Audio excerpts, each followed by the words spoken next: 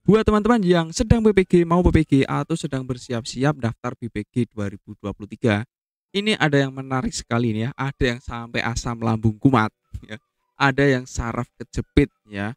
Dan ini, salah satu sahabat kita yang sedang melaksanakan PPG ya. Kita akan coba ngobrol-ngobrol, kita akan sharing di sini berkaitan hal-hal yang menarik ini ya. Dan tentu seperti biasa, intro dulu.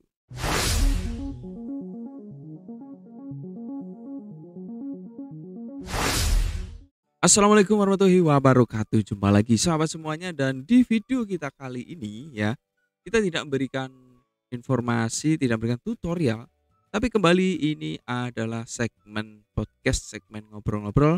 Jadi background ini kurang pas, kita ganti dulu ya. Wah, ini baru keren ini ya. Oke, jadi teman-teman, dari komentar yang masuk berkaitan video yang telah kita buat sebelumnya. Jadi di video sebelumnya, teman-teman yang belum cek, boleh dicek ya video sebelumnya. Kita sudah bahas ya berkaitan dengan RUU Sisdiknas, yang mana ada salah satu sahabat kita, ya sahabat subscriber kita yang menyampaikan bahwa sebaiknya RUU Sisdiknas disahkan. Jadi guru-guru lebih benar-benar fokus ngajar. Karena berdasarkan pengalaman dari salah satu yang disampaikan, ini bukan saya yang ngomong ya, tapi benar real ya dari salah satu orang tua, salah satu ya, sekali lagi salah satu menyampaikan banyak dirugikan siswanya karena banyak ditinggalkan itu. Dan ini hanya salah satu, tapi saya yakin lebih banyak juga yang tidak atau tetap profesional dalam menjalankan tugasnya ya. Saya yakin ada seperti itu. Nah, di sini teman-teman ya, kembali ada hal yang menarik ya dari sebuah komentar ini. Nah, jadi ada teman yang sedang PPG, sahabat kita ya, itu sampai asam lambungnya kumat 2 kali, saraf kejepit 2 kali ya, gaji 500 sebulan, nggak cukup untuk mengikuti PPG ya, yang butuh biaya ya. Nah, kira-kira butuh biaya apa ya kalau kita bisa analisis saat PPG butuh biaya? Pertama, biaya kuota pasti ya, biaya kuota. Yang kedua, mungkin biaya berkaitan dengan saat treatment atau saat praktik-praktik membutuhkan media yang inovatif ya, media yang boleh dikatakan harus wah tidak sederhana ya. Mungkin mungkin seperti itu. Dan mungkin teman-teman ada hal lain yang boleh di-share juga kira-kira butuhnya apa ya. Lalu gaji 500.000 sebulan nggak cukup untuk mengikuti PPG ya. Dan admin sekolah terlantar karena sibuk ngerjain tugas di bawah tekanan, dihapuskan ya. Bahkan ini ya sahabat kita ya, dihapuskan saja ya. Jadi ini disampaikan salah satu yang PPG ya. Nah, di sini juga ya ada yang berasumsi ya, berpendapat tidak apa-apa ya. Namanya juga negara kita negara yang memberikan kesempatan untuk berpendapat ya. Semoga Mas Menteri dan para pemangku kebijakan melihat ini, yang paling diuntungkan adalah kampus penyelenggara PPG. Banyak menerima anggaran dari pemerintah. Bagaimana menurut teman-teman ya? Nah, kalau dari sudut pandang saya juga ya, pandang kami, memang kampus di sini juga termasuk diuntungkan. Mereka bisa diuntungkan dalam hal segi positif, dalam arti bisa meningkatkan mutu dari kampusnya itu ya, dengan mendidik guru-guru, mencetak guru-guru profesional dengan PPG itu ya. Dan juga banyak juga yang menganggap wah ini proyek saja, proyek-proyek yang untuk anggaran pemerintah ya ini.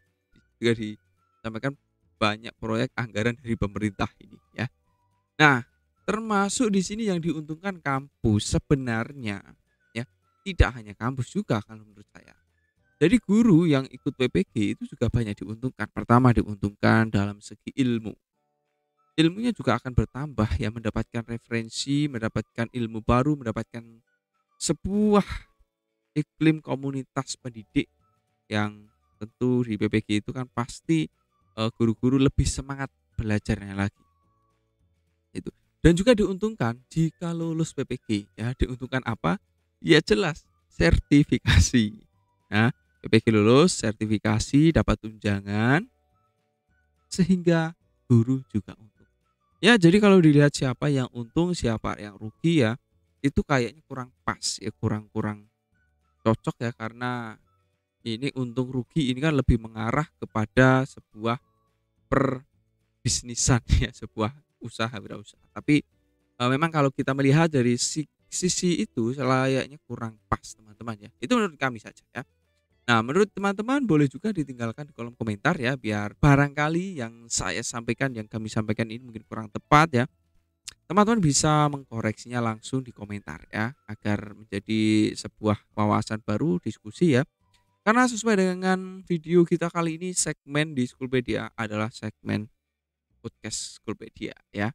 Jadi ngobrol-ngobrol kita ingin mengenal atau mengetahui sebuah problem-problem komentar yang masuk di channel ini ya.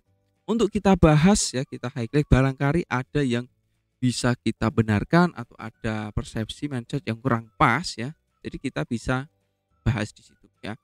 Dan ini sangat menarik teman-teman ya, berkaitan dengan PPG ini memang ya, dan bahkan ada yang membandingkan dengan program guru penggerak ya, di mana banyak oknum ya, wah oknum, beberapa ya, beberapa, sekali lagi beberapa guru ya yang memang memiliki kekurangan dalam, skill, apalagi sekarang PPG-nya kan daring, teman-teman. Bayangkan kalau itu guru-guru yang senior ya, tidak jarang yang kesulitan. Pasti mereka akan kesulitan untuk mengikuti sebuah prosesi PPG, ya PPG dalam jabatan yang daring, harus Zoom jam sekian-sekian, harus ikuti dosen ya. Nah, sedangkan ya kalau kita lihat kampus-kampus ya, itu seperti ada blok ya, blok dalam arti ya mereka fokus bagaimana mencetak pendidik, mengupgrade skill guru-guru.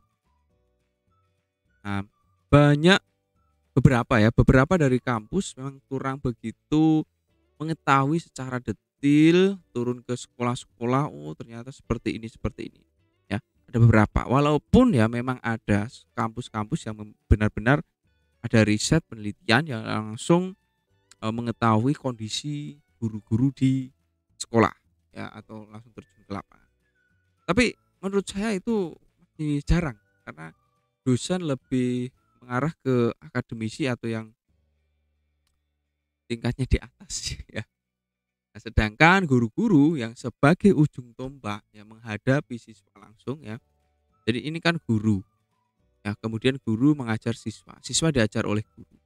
Guru diajar oleh dosen, yang dosen dengan segala teori ya, ilmunya yang boleh saya sampaikan ya, ilmunya memang luar biasa ya, pintar-pintar ya. Tetapi dosen itu ada, kiranya jika diberikan tantangan ya, untuk langsung terjun ke lapangan mengajar kira-kira bagaimana ya, untuk menerapkan model-model yang teoritis ya, yang sesuai dengan modul, sesuai dengan riset penelitian ya, itu mungkin yang dinantikan ya, termasuk dari, beberapa masukan yang masuk di komentar ya, itu juga seperti itu. Jadi memang PPG, teman-teman yang mengikuti sertifikasi itu juga lebih, mengarah ke kondisi sisi nyamannya saja ya. Yang penting kita ikut, kita mengikuti dosen, kita sampai tuntas, sampai lulus sertifikasi. Setelah itu ya urusan masing-masing ya.